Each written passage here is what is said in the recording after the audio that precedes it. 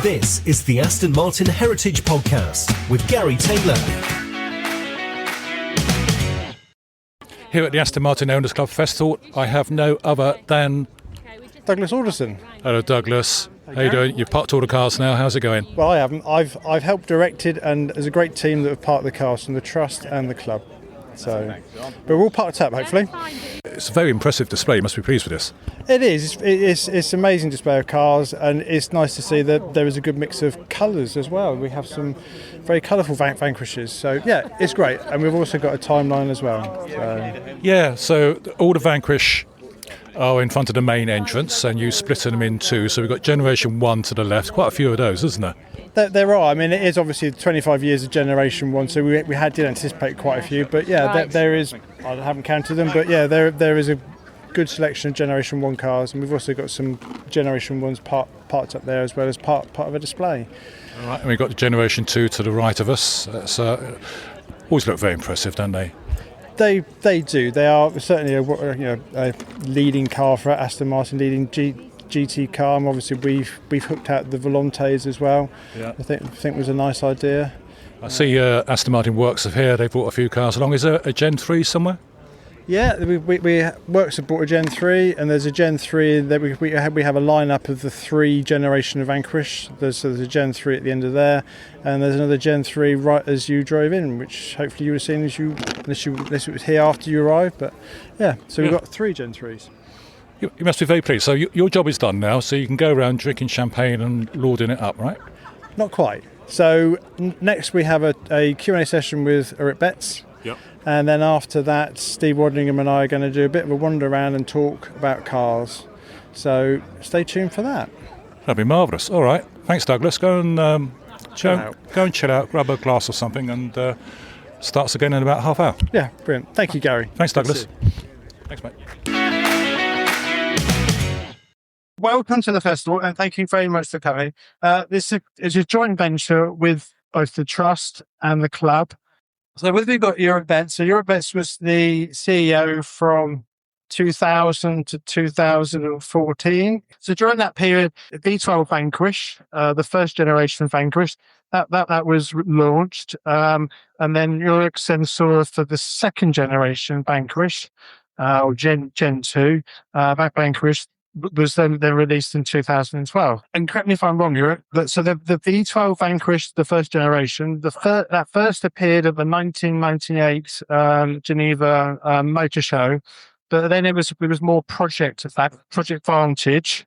And when the car was released, it was kind of cutting edge change for Aston Martin, because previously it was more square section chassis. And then we moved on to carbon fibre and aluminium extrusions, which was a kind of change from the car, the way Aston Martin would design the cars. And the car, as you probably all know, was designed by Ian Callan. The V12 Vanquish, there were about 2,500 produced. I should have checked, but I'm going to ask you, Eric, how many Gazen Vanquishes were produced? Do you remember? You mean from the first generation? Yes, the first 2,500. 2,559 or something like this. Yeah. Basically, around in 7 years, 30 cars per month sold or built and sold. Right. Which means that every dealer, and we had about 80 dealers at this time, 80, 90 dealers, had in a quarter one car of this car sold. So it's very exclusive. Yes, it's very special, and basically it's all about exclusivity with Aston Martin, so it's fine. It is. But the actual Gazen cars, and perhaps I'll share later on, but the number of Gazen Vanquishes, it far takes over the number of V12 Vanquishes, and that grew. So I must say I have the figure of the Gazen Vanquishes of these 2012 Vanquishes. I have not. Okay. I would have it in my computer because part of my brain is in the computer. But I can tell you that we launched this second generation. The press launch was in Palm Springs in California, and it was one of my greatest driving experiences. Driving this Vanquish from Palm Springs up the hills to the desert in unbelievable roads, no trees. You can see as far as you could look, no traffic, no police, no nothing. So finish a set of tires because of the terraform. So this was one of the best driving experience I ever had. At the time of you becoming CEO, the Vanquish or Project Vanquish had been kind of in Aston Martin for, I suppose, two years as a development. So you weren't instrumental in it, but obviously you then took it on and led it to its launch. So was there much involvement that you had? I had no involvement before I joined. I think most of you know this story, but when I was asked if I would run Aston Martin, I had another job in a great company, but because I was fascinated from the brand and the potential to develop this brand further to a global visible brand, I accepted this offer, even if I had before not driven a car or touched a car, because I was not impressed by the details, by the technical side, and so on. So, nevertheless, I was fascinated by the brand, and this is one of the important things about us, that our brand is something very special, that it's based on the people who love this car. And I am today, I'm very impressed about the turn up here. It's wonderful. And I think when you first kind of looked at the car, I think that there were certain things that you tweaked. And so we had there was a Aston Martin Heritage Trust dinner last night with Ian Minas, who was the project engineer, discussing the car. And one of the things that he mentioned was that the vents on the car, internal vents for the air conditioning, were going to come from, was that a Ford car, I think, KA? Yeah, Ian, of course, he knows much more details, but where I come from BMW and from Porsche, and I was, of course, involved and have seen how cars developed from the concept to prototypes to the press launch. And when I saw the car after I arrived in 2000, it has, in my understanding, the best case, a prototype quality, a prototype stage in areas from the transmission, from the engine, and I'm not talking about the shape, the design outside. I think the car is much more described by the bodywork, by the welded aluminum, by the suspension, by a 12-cylinder engine, and all of those things. This is the key. And then have a light over this. This is another thing. Yes. So, but I felt that the car is absolutely not ready to be launched in August 2000. Right. And when I stopped it, I had a few people like Harry Carlton, who was then the press officer, who had nearly a heart attack by this. But at the very end, after he overcame this and understood why it is, he made an absolutely perfect job to talk with the public, with the press, why this is needed and why we need the time to get the quality right, because Aston Martin is about quality and reliability. And at least in the cars which were really under my era, the basic thing is quality and reliability. And then comes all the other things. It does. Right, so I'm not going to get a detailed discussion about how the car is made, but please do look at Steve Waddingham's video of these two cars, because he does go into minutiae detail of exactly how it was constructed. From my understanding, so the Gaydon car is more of a kind of a factory aluminium extrusions bonded together, but then the V12 Vanquish is aluminium extrusions that are then bonded together, but there's more hand bonded, so it's kind of a handcrafted car. But the construction ideas are very similar between the. So originally, the construction was partly by Lotus, which I think some people may not know. The thing was that at this time they had this idea of a concept in the technology car. They felt that the engineering group in Aston Martin is not strong enough or good enough to develop such a car. And this is why they have asked basically for the whole thing Lotus to do it. But then Lotus is a great company, great engineering company. But whatever you are great, you need leadership. You need somebody who tells and make decisions in the right thing. So when in 2000 with Lotus, there were lots of things which just didn't work right. And then I asked Ian Minards at this time, Ian, would you be strong enough? Do you think you can do with Aston Martin engineer, you can take over and you can finish the work, which was done there with very clear understanding of the quality and the performance and so on. And Ian Minards at this time, he said, yes, we can do. And this was the start of, let me say, the engineering excellence within Aston Martin, which also led us to the future. This is a V8 platform, volume. We have, on this base of the platform, we made up to 7,200 cars a year. So this is the big difference. Yeah. Technology is nice, but it also needs to be able to be produced. Yeah. Works at Newport Pagnell and now started to have adapted some of the V12 Vanquishes to a manual gear shift.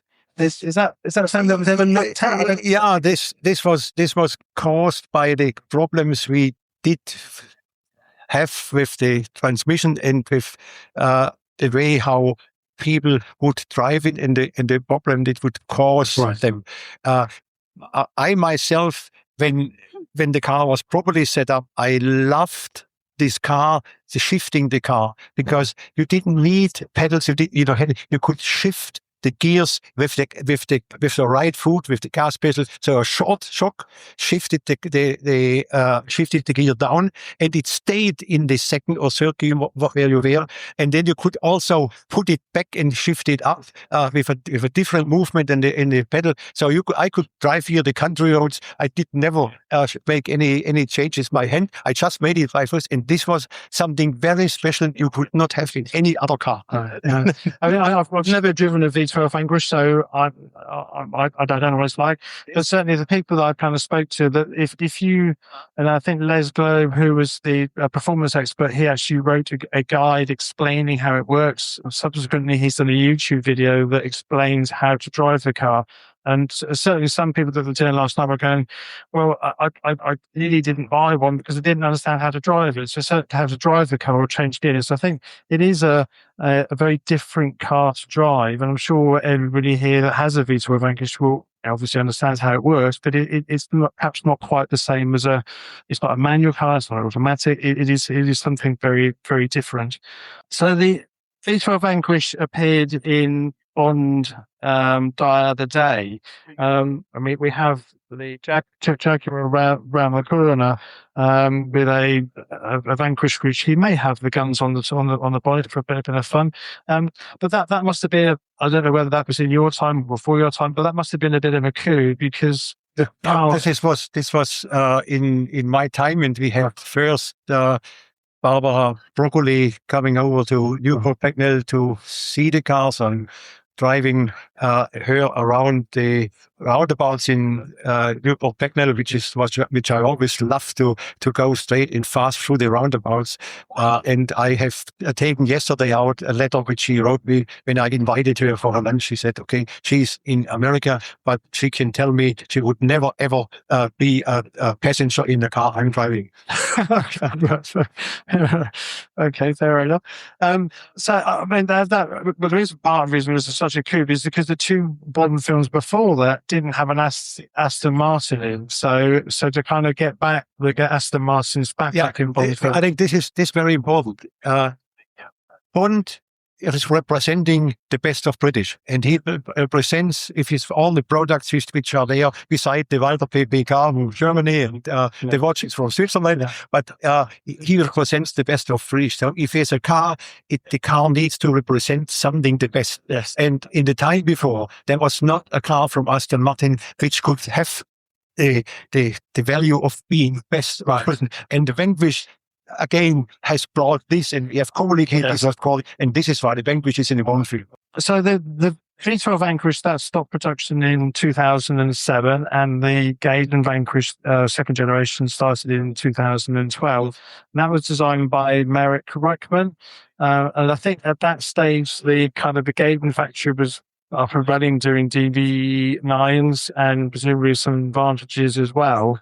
And presumably was the kind of change because we then had the VH platform in place. It was time to move to a newer format. So that's why the V12 stopped. The VH platform was a concept which allowed a company with small volume, what we have with a target of 7,000 at this time, 7,500, to be profitable and have different variants which are a different character, but they are all Aston Martins. And because an Aston Martin, besides a Signet, had to look and feel like an Aston Martin. If you touch it, if you hit the brake, and all of those things, they have a special character and are not different. So and then the Gaydon Vanquish, because it was on the VH platform, presume that's then kind of enabled you to, or enabled Aston Martin to release the Vanquish Volante, which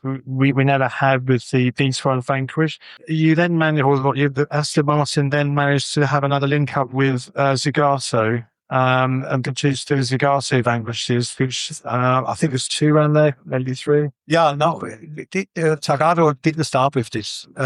In Zagato with Aston Martin after the V8 Zagato very early, this wonderful limited car, which is very high respected today. But okay, in 2001 and 2002, we needed visibility. We did visibility in the press. We couldn't have this with the DB7. We couldn't have this with a Vanquish yet. So I decided to make a special variant, a DB7 Zagato, and I approached Andrea Zagato if we can have his license, because the design, it is not made by Zagato, it is made in Aston Martin. It's made in-house.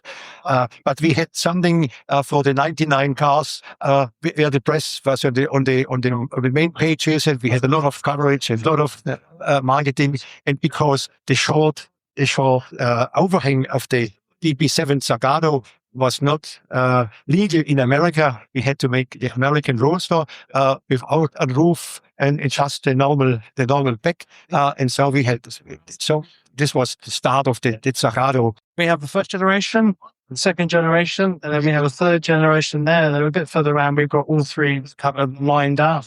The car is kind of still the kind of lead car for Aston Martin. I think the new Vanquish looks amazing. It certainly is. It's a good model for Aston Martin, the new Vanquish.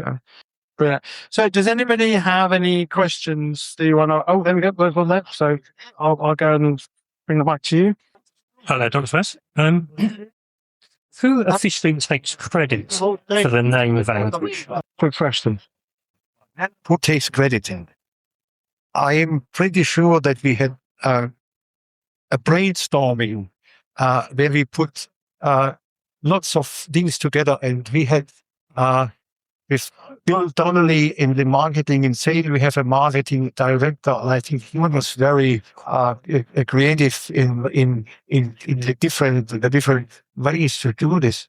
So it's probably, if you take the credit, I may have decided we use it, but I have probably not suggested to do it. So this comes from somewhere else. Yes, kind of a team effort, I guess. Any other questions?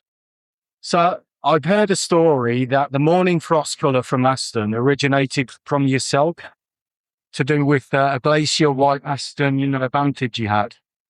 Is that correct? Yes, I think this is somehow a nice story. In Gaydon, at some stage, we have a cold night, and cars are freezing. And so there was a car there. It was totally frozen with a thin layer of ice. And it looked so great that I said to the designer, make me a car, make me a Morning Frost, because it was in the morning Frost. And this is how Morning Frost came to life. great fellow. A great fellow. That's okay. So, anything else here? Yeah, maybe my last thing is, I always said from the very beginning that history without the future is just history.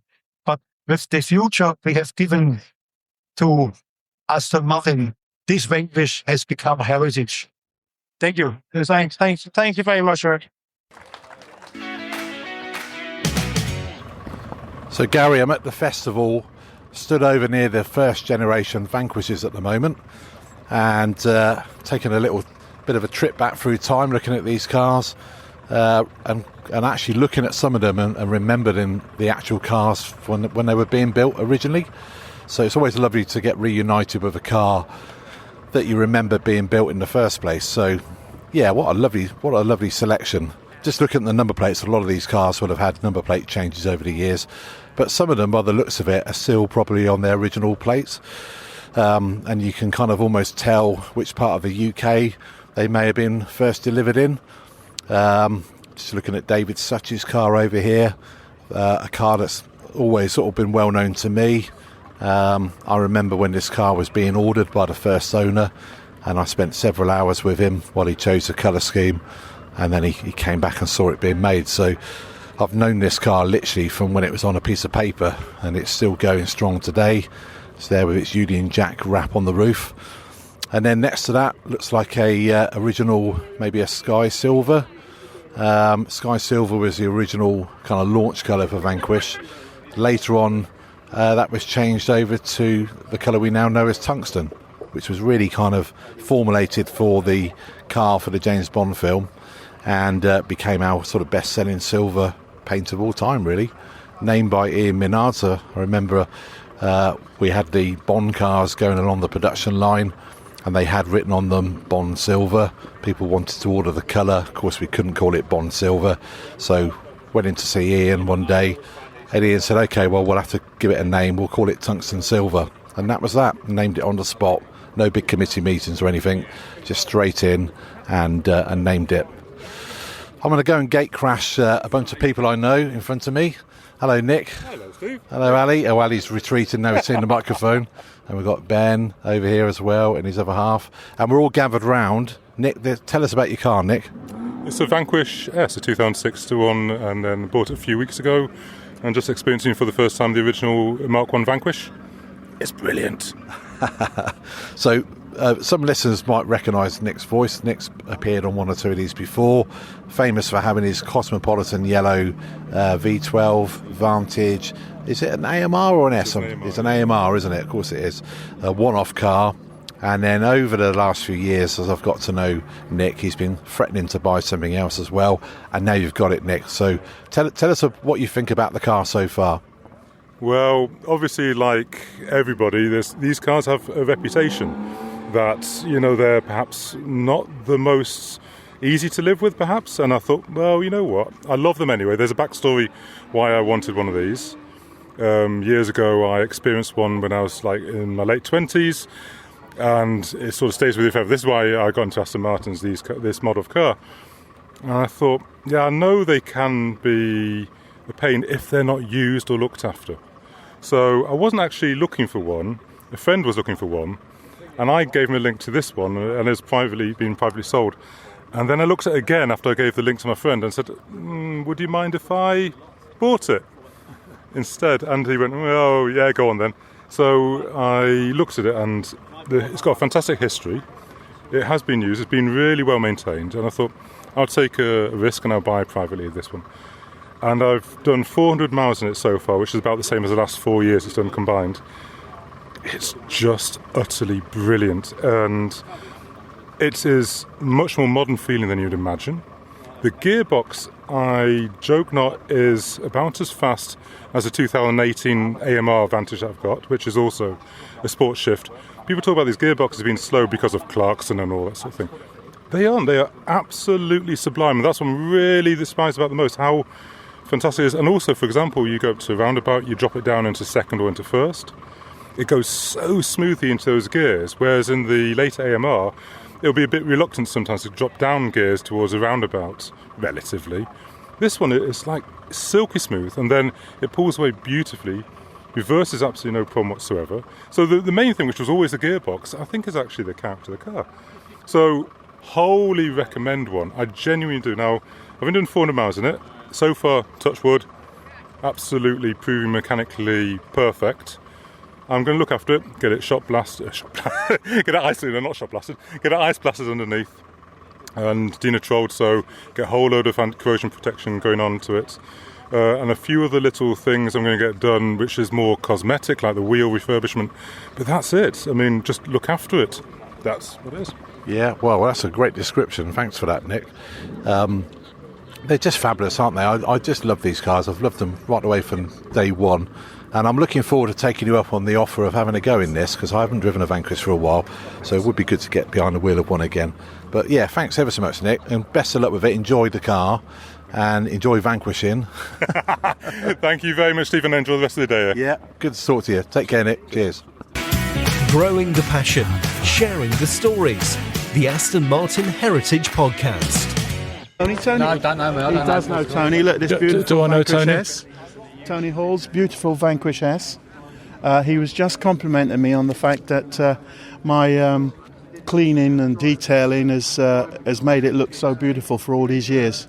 It's the longest time he's had an Aston, you know. Is it? Nearly 10 years? 8 years now. Yeah. It keeps changing. Keeps changing. But now, you can't find the right you're car. talking away and people are saying, who's this talking? Who's this talking? My name is Winston. Hello, Winston. I'm from Area 7. You are Area 7. We've known each other a long time, haven't we? A very long time, yeah. That's good. So what have you come in today? My baby Vantage. Yeah. I have a Pro Drive Vantage, which it's only 4.3, but it's They're nice cars, though, aren't quite nippy little thing. they? Yeah. Yeah. So I thought I'd spend a day with my son, Yeah. who is obviously He's a handsome guy, isn't he? well, he gets it off the old fella, doesn't he? You know, he gets it. Well, I'll wait to see if I find a wife and see. Yeah. He's Harvey works at Aston Martin. Your son, Harvey. Yeah, development driver on the new cars. All right, so I've lost interest in you. You've I'm going to lost go interest, to. Hello, Harvey. Hello, hi, nice to meet Can we you. just say you're a development driver at Aston Martin? Yeah, I work in ESP calibration at Aston Martin, yeah. How long have you been there? Over 14 years now. Wow, that's a time. What did you do when you first started there? So I started on the graduate scheme and then moved around a few different departments. Yeah. And then I think first proper job was working in MVH, so noise, vibration and harshness. Yeah. Yeah. So it's great news. So what's involved? What's a typical week involved for you? So typically it's a lot of test and development work and preparing to go on various test trips and whatnot across Europe. So You get to travel quite a bit, don't you? Yeah, so travelling quite a lot. So next week going to do some wet handling development work with a few new projects, which will be fun. What's the new project? Well, it's all top secret. I couldn't. You can tell me. No one's listening. I'll get sacked if I leak any information. I'm sure. Yeah. Right, I'm going to go back to your father. Yes. Yeah. All no right. problem. Okay. Thanks for your time. Well, I found some more interest in you. So we see each other at quite a few events because you're a big Aston enthusiast, aren't you? Well, I am. Yeah, I like. I've had one since. You had a V8 Vantage, didn't you? I've still got one. You still got it? Yeah, still got. I got a red 74 Vantage spec car. Yeah. So it is actually about 400 and something brake. It's got Vantage cams, Vantage carburetors. It's manual. It's bright red, and I've had it. I think it's 30 years because Harvey's. Oh wow! No, hold on. Harv? I can't remember. Harv was 12. How old are you now, son? 37. Right, 25 years. I've had it for 25 years, and before that, I had a V8 Auto. So I've had all V8s really. So yeah, but I love the cars. So You do, don't you? Yeah. And of course, I gave up banking and went to work for Pugsley and Lewis. So I didn't know that. yeah, so I get involved with cars daily now. So it's sort of a hobby come. Well, it's very living. much in the family of you and Harvey, isn't it? On Well, Astons? yeah, half. Yeah, poor fella. You know, I think he came home in a battered V8 when I picked him up from the hospital in those days. Yeah, well, you got to get them young, haven't you? Yeah. So maybe he's hooked on that basis, but Yeah. yeah. Winston, Harvey, lovely to speak to you. I'll see you soon. my All right, friend. see you soon. All right, the best. bye. Cheers. Okay, I'm in the Vanquish display area, and I'm trying to find some Vanquish people. Are you Vanquish owners? Yes. Yeah. I'm a Vanquish engineer. You're a Vanquish engineer. Perfect. You got a moment for the Heritage Podcast? Yes. Yes, you have. Hello. What's your name? Vanquish engineer. Hi, I'm Pete McKenzie. Pete, what do you engineer on? I was the engineer responsible for resolving all the gearbox issues with the original Vanquish, and I was joined in January 2001 as a CAD engineer originally, and I worked for Aston for 7.5 years. We had worked on Vanquishes all the way through.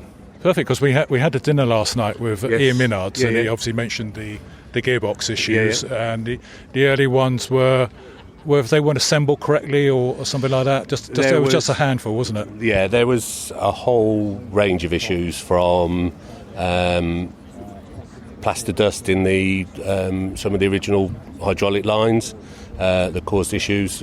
The original design from the Ford SVO team basically used throttle prots, and we were just talking about the magnetic sensor, which I sort of developed jointly with Tyco to replace those, to make those work better. There was relay sticking.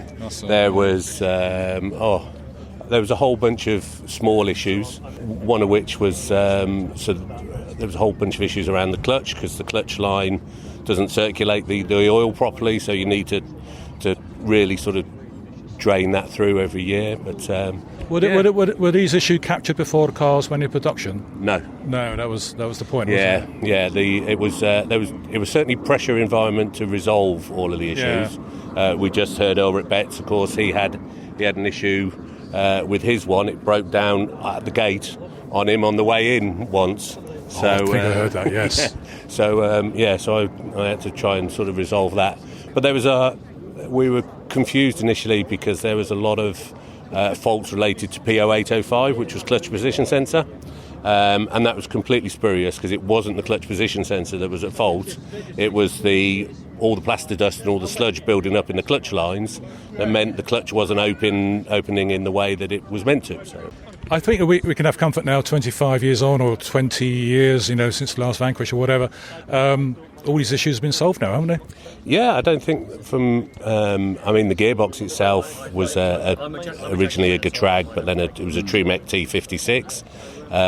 So that's a really robust, solid gearbox, apart from some of the second gear synchro issues. But parts of that are really easy to get. I think the Vanquish itself has stood the test of time. For me, it's the last real supercar that before electronics took over, because they were starting to creep in. Then. Because you've driven one. Yeah. I've driven thousands of miles in these, and I know that these can spit you out if you're not watching, because you could get I've had a tank slapper in one of these, and then the traction control will eventually sort of recognises, oh, hold on, something's happening. Maybe I need to help out here. But meanwhile, you're fighting the car. So it's there's so much power out of these in such a rigid chassis. I say they're an absolute delight to drive. I've been lucky to drive lots of them all over the world. I've driven them in Hong Kong, I've driven them in California, Arizona. Why is that? Just testing? I was going out resolving customer issues. Right. Yeah. So to do that, the easiest is to actually be with the car, with the customer, with the garage, help them resolve those issues. And a lot of it was the original development programme as well, for the new sensors, and resolving all the issues was going to all of the various places to make sure that it worked in hot climates, humid climates, wet climates, all of those kind of things. So it's sort of evaluating that was working correct was a key part of the whole programme. So Tyco, as I said, developed the sensor for us. Tyco themselves actually said they were amazed at how quick we actually went from a concept through to a finished solution. We did that in 9 months. They were used to dealing with Volkswagen and people like that when it'd take 3 years. Yeah. So we turned it around really quickly, but we integrated in the development program, helping to resolve the issues by going out and putting it on customers' cars and resolving it out directly in the field. Of course, after all these years, it's proven to be durable, hasn't it? Yeah. You know, we think it was very sensitive at the beginning. It's going to keep crashing and burning, but it didn't happen. No, I think it's. I know a lot of people talk about converting them to manual, and for me, one of these, a proper Vanquish set up correctly, the gearbox is a delight, you know, and there's nothing better than driving a Vanquish in automatic mode, getting up to about 50 mile an hour, and it drops into fifth gear, and then you floor it, and it drops down 2 gears, and then takes off like a scolded cat.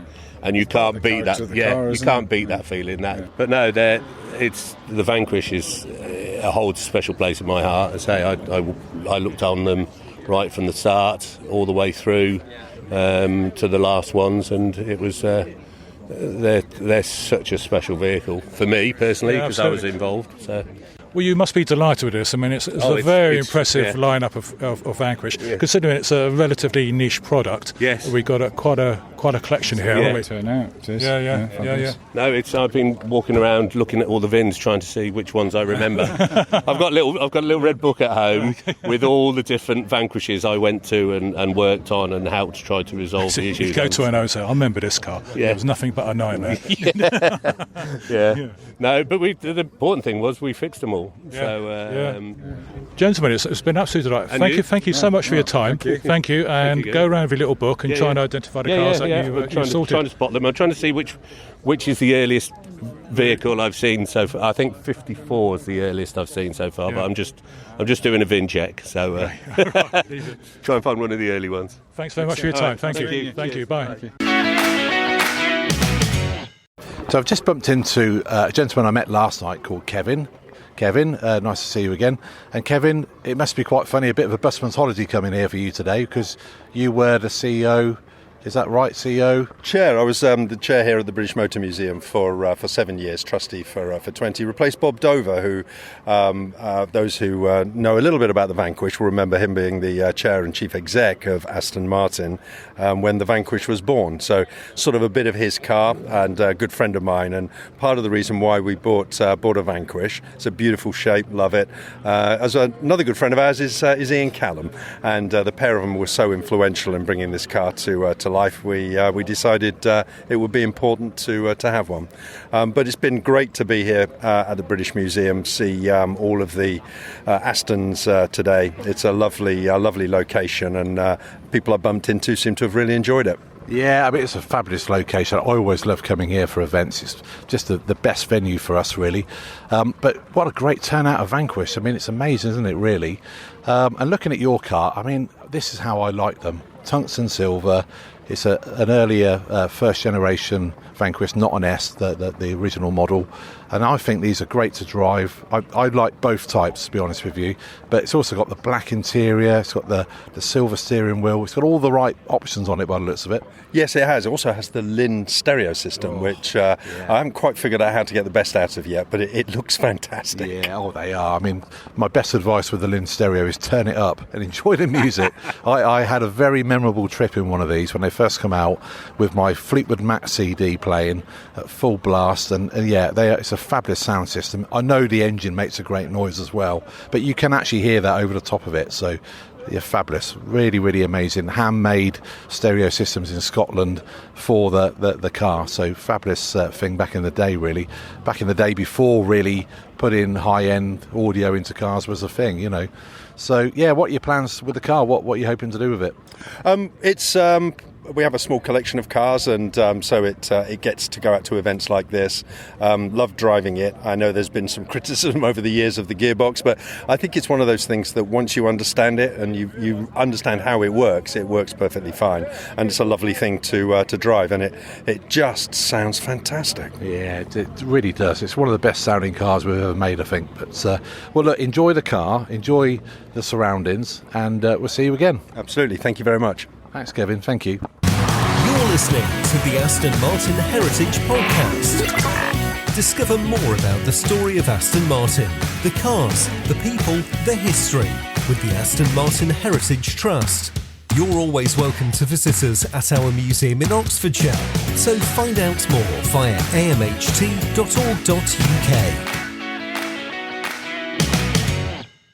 Just wandering around the trade stands here now at the Aston Martin.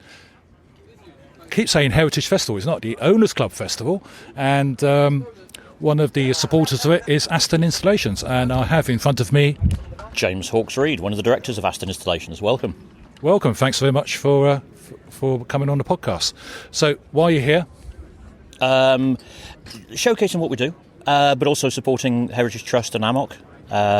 If I get the right name for everything, but really just seeing what we can do with VH platform era, early Vanquish, showcasing the electronics we do, the maintenance, the upgrades, this sort of thing, greeting existing clients, and generally having a chat to Aston owners far and wide. So you said VH, is that your era? So yeah, VH platform, so Vantage, so we've got a banner here, so what we got? So we've got why installations? Why called Aston Installations? It was going to be Specialist Aston Installation Services, and then it got all a bit too much of a mouthful. That's yeah, a bit too much. So in the end, we just said, "Oh, it's Aston Installations." It does what it says on the tin. Yeah. Really, I mean, we put stuff into Astons, really. So okay, that's it. It's our V8 over in the corner, the silver one. Very good to see on radio recording. Yeah. But it's been our test bed modified with seats or power upgrade or different dashboard, upgraded speakers, that sort of thing. Sam's lovely V8 next to it, and we've got our Vanquish here as well. Yes, well, it's appropriate for the weekend, exactly, isn't it? But it's things that we can do to it without destroying the fabric of the car. So the aesthetics are still incredibly good. So we try and incorporate things that bring it into a more modern age. So you've got your new Range Rover, Audi, BMW with everything in it. What we want is something that you can enjoy in your older car as well, but bring it bang up to date without changing the aesthetics of it. What's the most common upgrade, do you find? We do an awful lot of Apple CarPlay and Android Auto. I think that is right, isn't it? Yeah. So but we try and, again, it can't change the aesthetics. It has to look as part of the car as possible. So certainly with the the updated higher definition screen, we're just moving in now to touchscreen for DB11 and Vantage, Superleggera. That's a new product. We've only had it a couple of days, so we've got to do a lot more development work with it. We've bought a company called Davina Tech. I don't know if you've heard of those before. They do the sequential rear lighting, so it's like a flowing rear light. But it also gives us the ability to repair the condensated rear lights that suffer DB9, Rapide and Vantage and so on and so forth. So with lots more developments on that, headlamp technology as well, seeing what we can do with the side lights that fail and the indicators that fail, through to just more normal servicing maintenance work as well. Perfect. Where are you based? Tewkesbury, Gloucestershire, just off Gloucester. That's it. Yeah. 5. I think we met at Aston Martin Bristol, haven't we? Yes, we did. We did done, when you were Signet based. When I was Signet, we're still Signet based. Yes, indeed. Yeah. And as soon as you do an Apple upgrade for the Signet, they'll be right over, because that's sat nav in that Signet. It was of a time. I think it was of a time. It was rubbish at the time. What I'd like to do is to have one in, and with our colleague over here, Sam, who's heavily into his 3D printing, we can actually make a mounting for an iPhone or Android instead and tie that into the existing system. So rather than having a sat nav that's out of date when you buy it, is actually have something that's going to be updated all I'll the time. be happy to bring mine over. You can have it over. Yeah, be delighted to.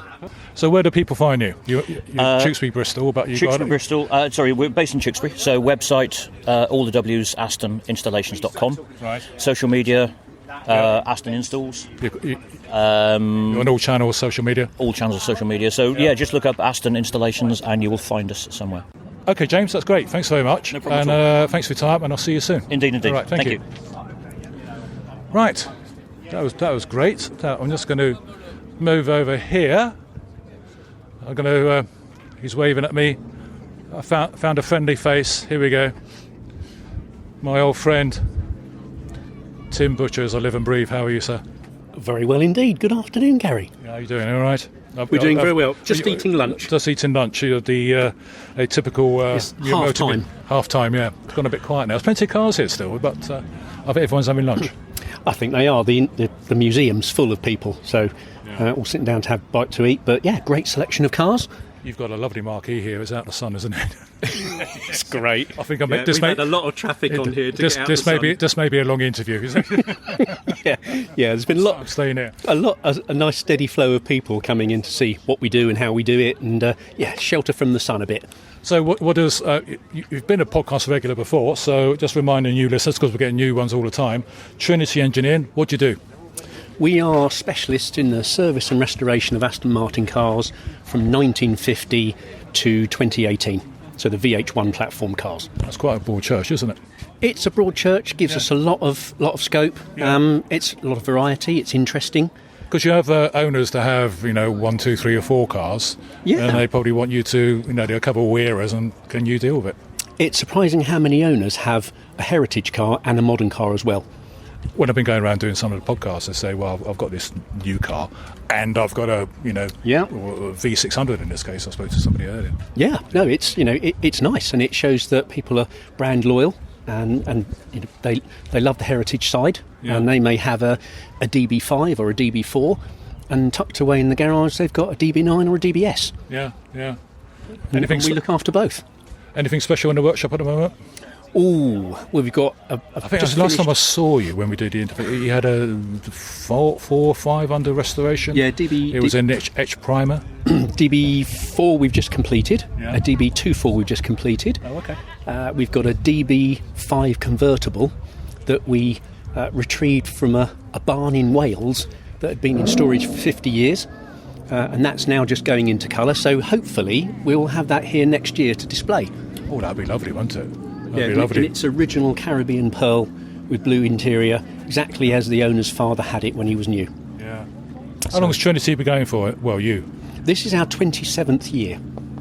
So pretty much as long as the Trust, I think. I think we both formed in the same year. And both looking very youthful and sprightly. Indeed. Yes. I'll keep that in.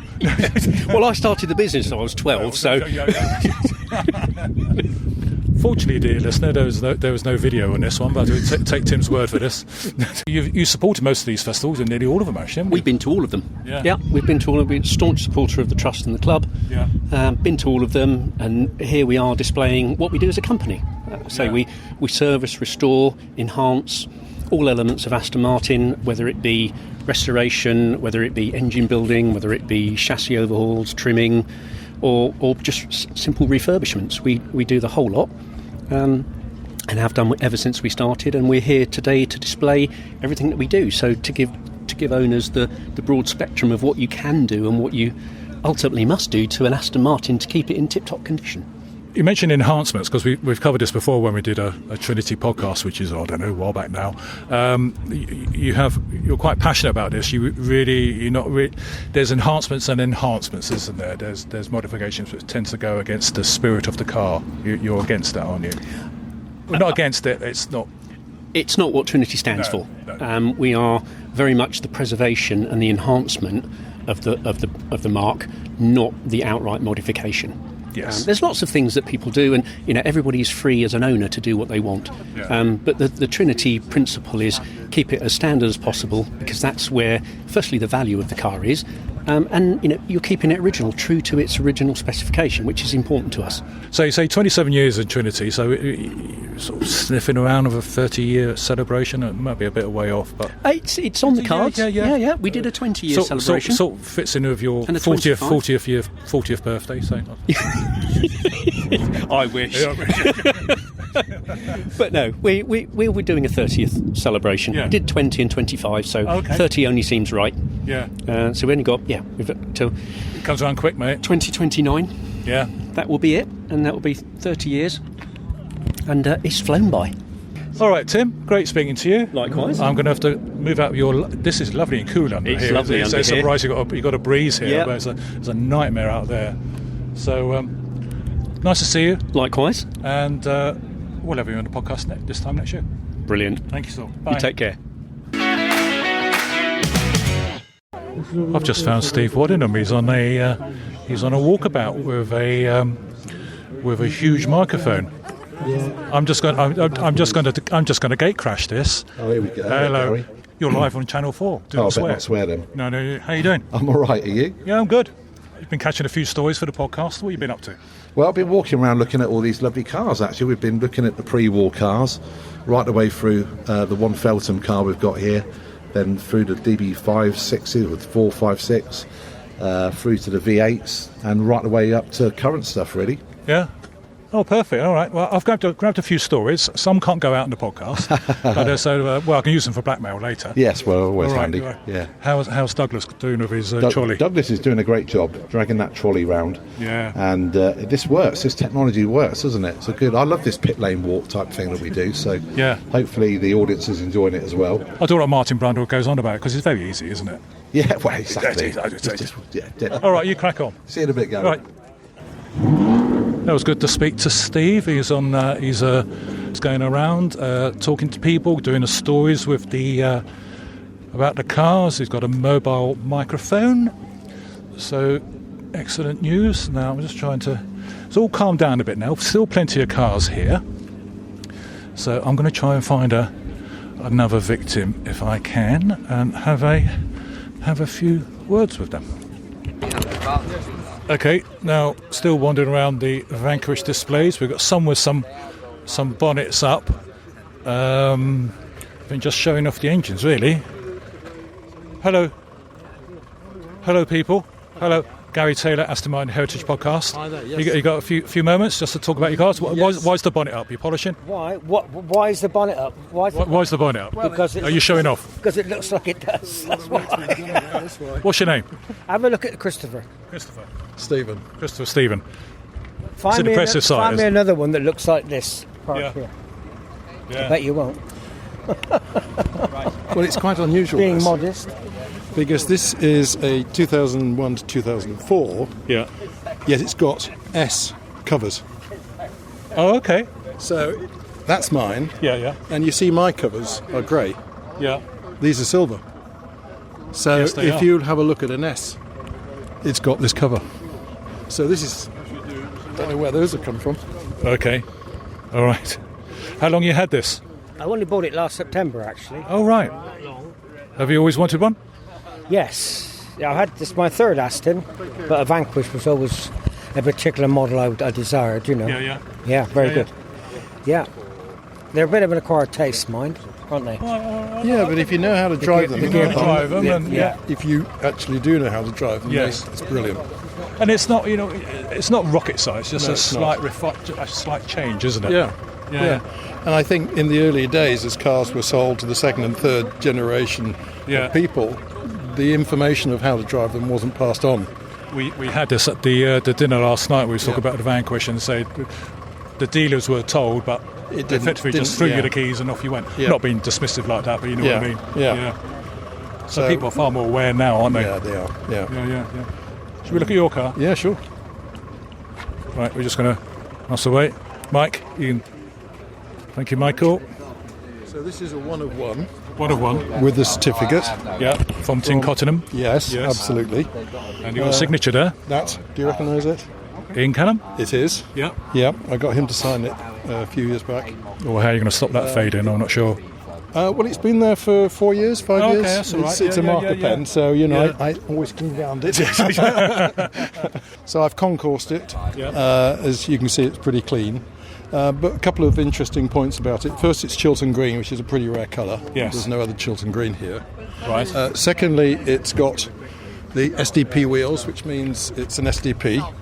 This one is one of, I'm not sure of the exact numbers, but there were 94 made, of which around about, you guys have the numbers, around about 40 I think were off the production line, and the rest were upgrades. Yeah. So this was a 2002 model upgraded. Okay. With the SDP, so there's only 94 in the world. Also, on the inside, it's got a rather unusual accessory. I just noticed. So, tell the listener about this. Well, I don't know. Oops, I don't know much more about it other than the fact that it costs about £5,000, and it's burr walnut. Yeah, because it's usually the aluminium. I've not seen any other car with one, so it's pretty unusual. It gets away with it, doesn't it? It works. This was not off. Yeah, it does work. It's not off the production line, so this was an upgrade after it was. That's very nice. I think because as they were moving away from the woody side of things, yeah. DB7 had some as an option. But the quality is absolutely fabulous. Yeah. It's just beautifully made. How long you had her? Oh, 10 years now. Oh, okay. Yeah. Yeah. Yeah. So no, I love forever it. polishing. It's, you know, well, yes, Forever a lot of that. And lifting bonnets to share. Well, I was interested in some of the effects that he's got in his engine, so I was comparing his with mine because I know his is first, the sort of early version, and he had different covers, and I was trying to figure out why, and I was showing him mine versus his, and he didn't know that they were different. Yeah. So great. Yeah. Thanks so much for your time. It's a pleasure. Thank you. Mike, you got a moment? Yes, yeah. Right, Mike Atkinson, volunteer museum host. So what we're going to do, we're going around the owners, but the Heritage Trust have actually bought some of their own Vanquishes, haven't they? Yes. Yeah. So do you want to talk us through what we bought? Yeah, so we've got a couple of cutaway models here. First one, which I know a little bit more about, is Gen 1, Series 1, sometimes referred to, and it's great at showing you really what's under the skin. It is quite impressive, isn't it? Yeah, the car was, as a project, approved by Ford, not necessarily to be a huge financial success, but to really show the way and lead technology, and that's under Ford's ownership at the time. Aston were a perfect company to be able to do that. So there's so much for its time that was really way ahead of a lot of whatever else was going on in the car world. So from a chassis point of view, working with Lotus, there's use of several areas of carbon fibre, composite panels, traditional aluminium panels. So it's really light years ahead in terms of the technology, certainly that Aston were using, but actually that. Yes, because before this it was the V cars and the Newport Pagnell, and the Bloxham was the DB7. Yeah, very conventional construction. Yes, yeah, very traditional and beautiful cars themselves. And of absolutely, course, DB7 brought the first version of the first use of the V12, the Cosworth-built V12. But the Vanquish, the first generation, really was a project to show the world, actually help move Aston onto a world market, a world stage. The limitations with a couple of the V8 models at the time were not type approved for UK. For US, I think, because of emissions. So this was actually an opportunity to build something that would be a world player, but also build something that really led the way. So the cutaway is fantastic for. It's a piece of art in itself, isn't it?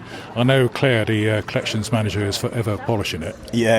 It's a bugger for fingerprints, isn't it? The aluminium's not very forgiving. No. But it's just fantastic to get under the skin of it and really see the detail that most of the time most of us would never see. So, so we've got this carbon fibre generation 2. Yeah. So who knows about this? Is it Dom? Dom would know most. Dom? So let's try to find Dom. You know something about this generation 2, don't you? I do know something about generation 2. Okay. Dom, introduce yourself, Dom. So I'm Dom from the Aston Martin Heritage Trust and do most of the museum tours. He does most of the museum tours, and if you go on TripAdvisor, you are a bit of a star. You get a lot of positive reviews, don't you? Apparently, yeah. There's no accounting for taste. It's from your mum and your wife. Exactly. Yeah. Must tell the family to stop doing that. Okay. Yeah. So the second generation of Vanquish was quite a breakout from what they'd done before. It's the first road-going Aston Martin with fully carbon fibre bodywork on top of its VH aluminium tub. And it was quite a groundbreaker. They improved the performance of the engine. All sorts of fancy bits and pieces you could have in addition to the normal standard fitments. You could easily push the price of one of these to 250,000, which my background was selling them, so I'd seen people do it. But fabulous driving car. The latter one's got an 8-speed gearbox, but the 8-speed? Yeah, the earlier ones have got a 7, and they're lovely. Features a really exciting sport mode button when you really know when you've pressed it. The noise increases drastically, and so does the performance. But yeah, they were so well received. It's lovely styling. I think it's one of the prettiest things. Personally, if I had the money to buy an Aston of this sort of generation, it would be a 2012 onwards Vanquish. I think they're lovely. Because when the Vanquish first came out, I think, well, not a million miles different from the DBS or the DB9, but actually when you see it now in isolation, and it's everything from the interesting boot spoiler to the splitters at the front. The styling of it. It was the first car they offered with a carbon fibre roof, which you could have, and half of that was really letting people know that your car was made of carbon fibre. Yeah. Quite good fun. We used to charge people extra not to paint the carbon fibre. Aston always spot an opportunity. But yeah, they were brilliant cars, beautifully put together. Virtually everybody that test drove one that thought they wanted one bought one, which is a testament to the cars and their quality. Well, there's an impressive display of the Gen 2 here, isn't it? Yeah, they're an extremely durable thing. Of course, they've got the almost bulletproof V12 in them. Yeah. And they'd improved it a little bit, but it didn't take much. It's such a good thing. So yeah, I love them. They're really good fun even today. So when are these cars going in the museum? I think Mike said end of July. End of July, Yeah, as it yeah, changed to the be- display. yeah. They're both going to be in there? Yeah, both of these, and another one we're lucky enough to have. We've got a white Volante, which is a Yes. complete road car. It's the sort of pre-production car they sent around all the dealerships for the dealership open nights. Yeah. This VIP preview car, as it was known. But yeah, great thing, and really good fun talking people around them. You enjoy doing the host, don't you? The music? Enormously. It's really rewarding, and the other sides of it, the educational side of it, is very important. Trying to get youngsters into the automotive industry, that really works well. And we've got a bit of a coup. We can now refer youngsters to the Aston Martin Formula One team for 2 weeks' works experience. Oh, can you? Yeah. Oh, a young okay. lady called Abby kindly gave us all her details and how to do it. There's a certain age gap. Unfortunately, 62 seems to be a bit old for the age gap, because I applied straight away. I'm sure if we could work on it. Yeah, I would have thought so. Yeah, Some short trousers on, exactly. Yeah, so he's gone a bit, hat on back to front. Back to front. He's big for his age. Yeah. No, unfortunately, we'll find a mum take us. Can't we did send a young lad along who's about 6'4" and a young farmer. And he said, "Do you think there'd be a place for me?" I said, "Well, they need somebody to change the wheels." Yeah, you're the man. But yeah, no, it's fabulous. It's really rewarding working within the museum. Love it. And obviously encourage everybody along to come and see us in Drayton St Leonard. In Drayton St Leonard, yeah, perfect. Well, if you want to come along to the museum, all you have to do is you have to book www.amht.org.uk. All the information's there, and book your slot, and you have a museum tour usually with Dom. Yeah, usually myself or one of the team. We're all good at doing tours. Yeah. We open the occasional Saturday. They book up really quickly, so keep an eye, because a lot of weekends we'll be doing stuff like this, getting out there and promoting what Aston did, what we do. It's really important. I think the tours is an important thing, because it's a small museum. Let's not be shy. No, it's a small museum. It's not a big and space. if you're going in there expecting the British Motor Museum, you're going to go, Yeah. But the important thing, although it's a relatively small museum, in a lovely setting, there's a lot of stories in there. So you and the others, you go around and you say, well, look at this lump of wood or this trophy, and there's a story behind that. Yeah, bringing it to life. Bringing is it to really life, because that's what it's about, isn't it? Yeah, and I think we had one bad review in the last 6 months, and it was a guy. I'm sorry about that. Yeah, well, I shouldn't have let you in, but no, there's a guy who looked it up on some interesting foreign website, and he was expecting 125 cars. And he'd actually gone to the wrong venue to start with, so he actually wondered. There's no accounting for what's going to happen, but generally the feedback's great, and we really welcome it. We welcome visitors. Car club tours are doing well now, aren't they? Amazing. So between now and the end of September, we've got 18 booked. So it's pretty amazing. All right. The word's out there, but spread it some more. Spread Gary, it some with more. Your podcast. All right, Dom. Yeah, thanks very much, good mate. to speak to you. Go back to your kennel and sell some stuff. Go and see Nurse now. Here's a gentleman that looks very relaxed next to his car with a sandwich and a. Yours are the next one. Okay, we found a space here. So you're not next to your car. It's the next one along. So it's the blue one, yeah. The blue one, yeah, V12S, yeah. V12S. How long you had that? Thanks. I've only just got it. A couple of months. Okay, great. Sorry, I didn't catch your name, but I didn't ask your name. Alan Tice, yeah. Alan. Okay, a couple of months. Yeah. I had a V12S before it. Always wanted a Vanquish S, but being honest, I didn't want black or silver. Which is what makes it hard, doesn't it? It does make it very hard. So you said you had an Aston before that? Oh, I've had various Astons, yeah. All right. So I've still got an 11 AMR as well. Have you? Yeah. Oh, that's nice, isn't it? Very nice car. That's the V12 version, isn't it? Yeah, I do like V12s. That's the thing. Had a lot of V8s, but prefer the V12. So, do you know Charles Porter? Have you heard of him? He's got a V12 fetish as well. He just likes the V12s. Yeah. They're lovely engines. They're lovely. I mean, he cruised up here today, 75. No, obviously being sensible. About 75 kilometres an hour. Yeah, of course. 1,600 revs. I mean, the car's just nothing. Absolutely nothing. Go abroad on it? Are we going to go abroad? No, done that. I used to race for a living, so I've been abroad. That one. You used to race for a living? Yeah. Well, come expand on that. Well, I used to race endurance racing in Europe. Yeah. In Marcus's, and then I also did touring cars, BMWs, Minis, all sorts of things. All right, so you've had enough of Europe. I've had enough of Europe. Until COVID, that's what ruined it. Obviously, after that, we couldn't move. So, and then rules and regulations. So, but I had a lovely time doing that. Yeah, lovely. So you're enjoying the UK? Yeah. Lovely warm weather now. Warm weather. You're going to need to put your hood up, aren't you? No. Enough wind. Well, you're a racer, hard man, aren't you? Hard man. Hood down. Just go for it. Thanks very much for your time. Thank you. Bye. Thank you.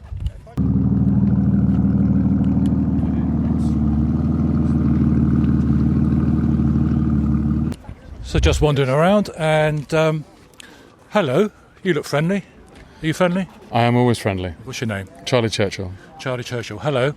Here I have the 2008 Vanquish S that's also undergone a Aston Martin Works manual conversion. So it has the 6-speed manual gearbox. All right, so what made you go for that wider conversion? I've actually had two. So the history of this is that I had I think a 2007 Vanquish S with the standard AS automatic shift manual. Yeah. Gearbox, and I had a bad incident with a corner, a wet road and a curb, which meant that car was a total write-off. Oh dear.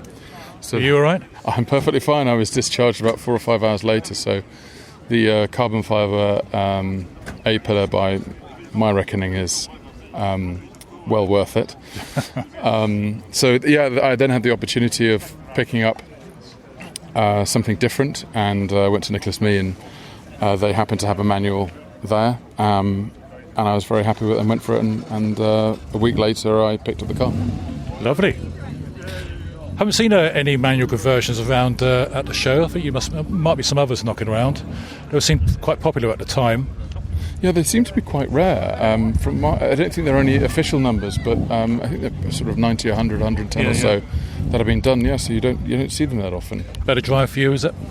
I wouldn't. I love both of them. I love the automated manual. I happen to enjoy this one more. Yeah. Well, that's always about. It's what works for you, what you enjoy, isn't it? Absolutely. How long have you had this car? I've had it since about November, so not that long. 8-9 months or so. Yeah. Any plans for it? Any tours?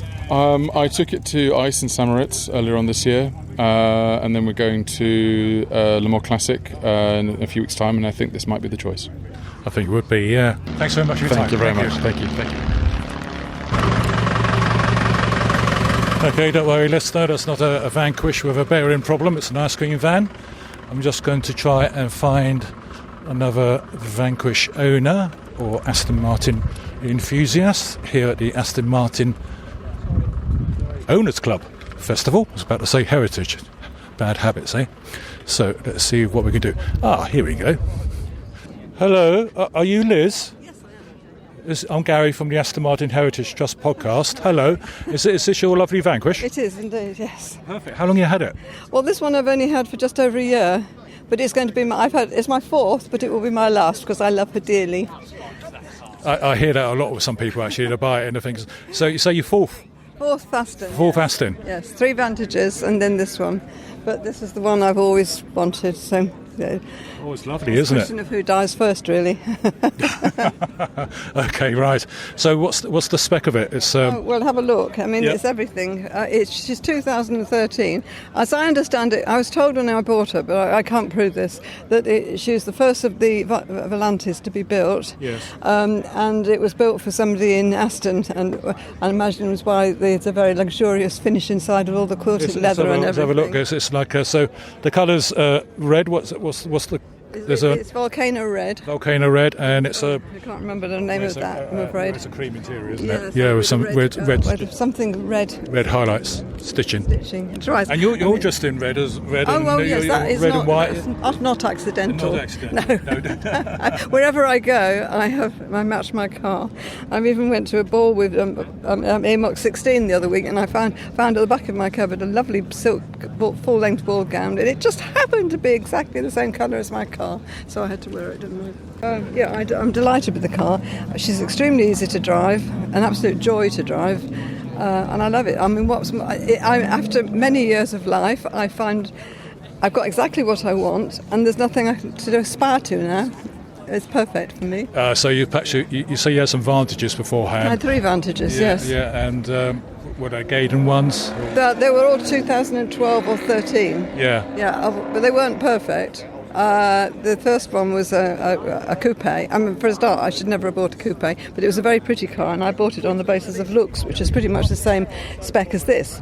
But then it was a manual, and I didn't mind that. I like manuals, but it didn't want to go forward or backwards or up a hill. It was quite contrary. Well, that's awkward. It is quite awkward.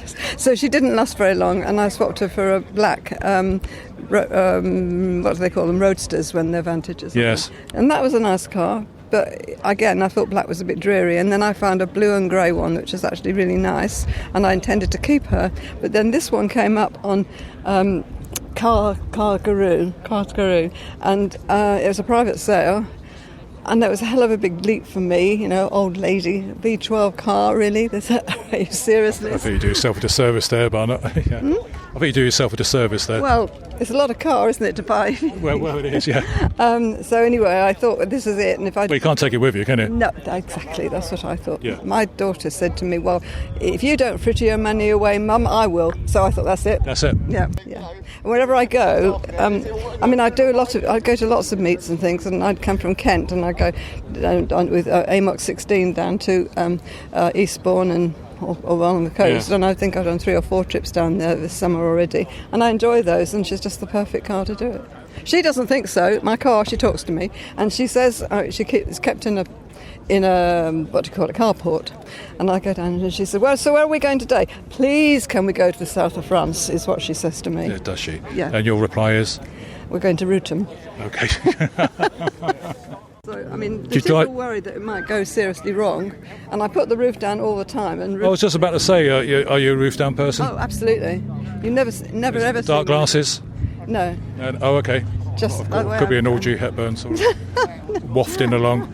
I wish. Yes, no dark glasses, but I do always have the roof down. Yeah, absolutely. Yeah. I love it. I see no point in going to the expense and trouble of having a Volante if you're not actually going to use it. So I always have the roof. I mean, it's just lovely. Why not do it? There's no disadvantage, isn't it? No disadvantage. You can put the aircon on just to provide a bit of coolness. Yeah, and heat. And in the winter, So is it going to be roof down back to Kent? It is indeed. Thank you, Liz, and I wish you a safe journey back. Thank you very much. Thank you. Nice to talk to you. Hello, can I trouble you? Aston Martin Heritage Podcast. Hello. I'm Gary Taylor. Your name? My name is Paul. And your name? Sam. Hello, Paul and Sam. Hi. Morning. Is this your first festival? It is our first festival, yes, and our first Aston. Your first Aston, perfect. All right, so it's the one next to it. Tell the listener what it is. It's a 2018 model. It's a Vantage Coupe V8 magnetic silver is the colour.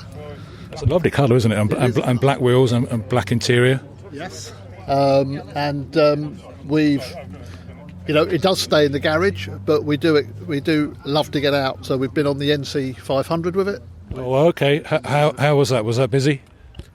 Busy with motorhomes. Yeah, I hear about the NC 500. Yeah. But you'll be able to get past them quick enough. You can get past them quick. We've been around the Evo Triangle and the Black Mountains in Wales with it.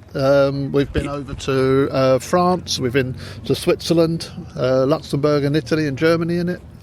So you've got to use these cars, haven't you? You do, and they're lovely to drive. Once you're behind the wheel, they look wide, but once you're behind the wheel, they just seem to, I respect people that they buy their cars and they hardly use them, but you're saving it for the next owner. I'm not quite getting it.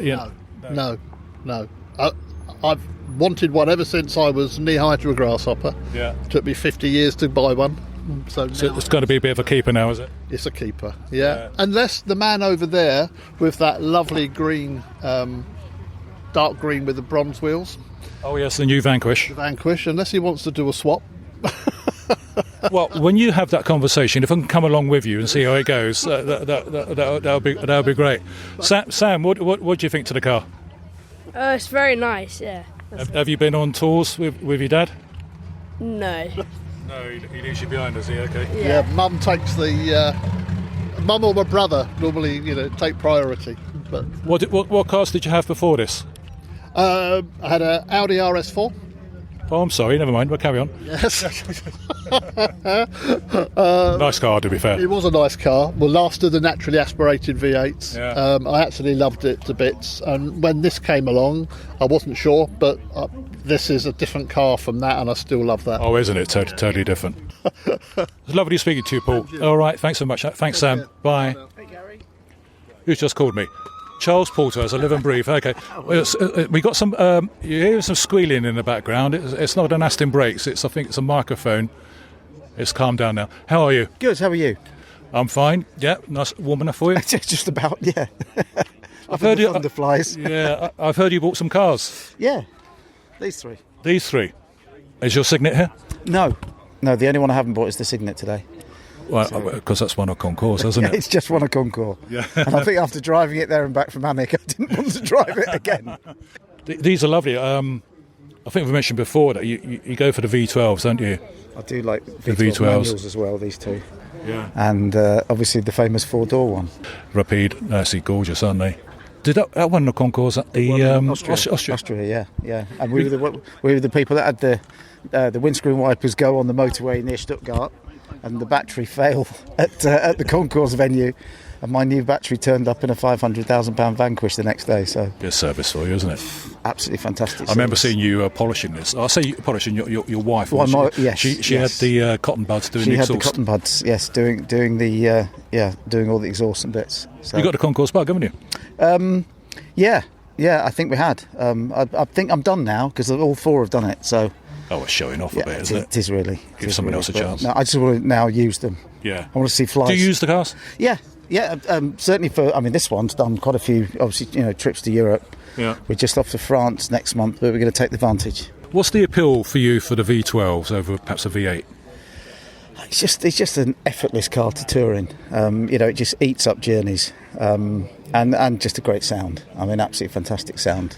So we got the V12 Vantage. Yeah. This one here is the DBS V12 manual.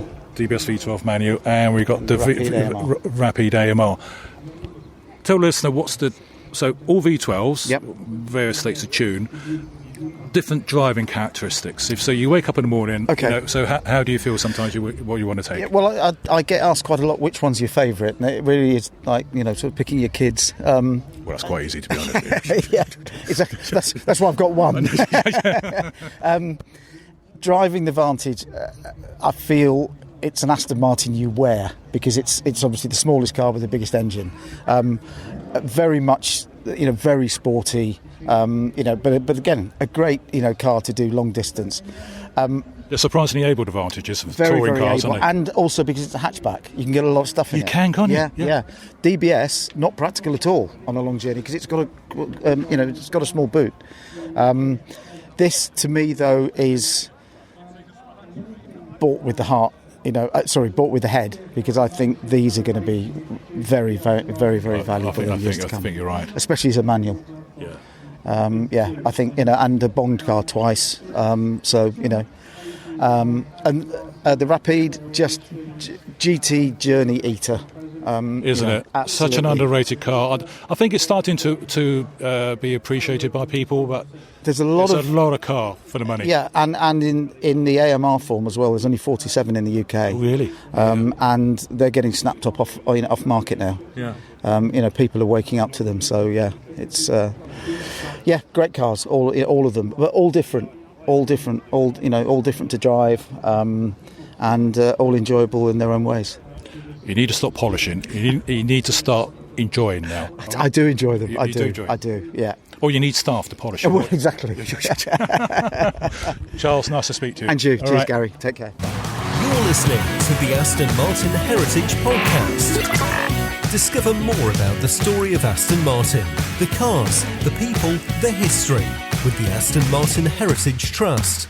You're always welcome to visit us at our museum in Oxfordshire, so find out more via amht.org.uk.